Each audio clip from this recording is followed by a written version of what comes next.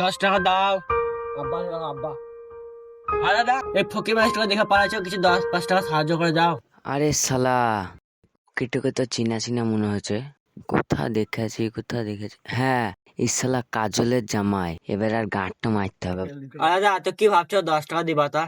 আমার কাছে তো এখন পয়সা করে নাই। তা আমার একটা চিনা জানা ভালো বন্ধু আছে, তার মেলা পয়সা। তোমাকে তার কাছে নিয়ে যাবো গা, চলো। তোমাকে এমনি করে ভালো লাগছে না তো এক কাজ করো, গেঞ্জি টাকা ঢাকা নিলাও। সারপ্রাইজের ব্যাপার আছে তো, সারপ্রাইজ।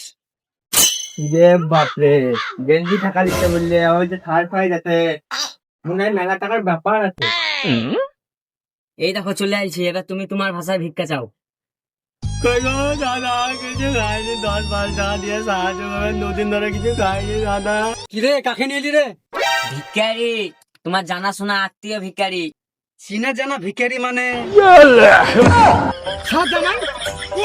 এবার শ্বশুর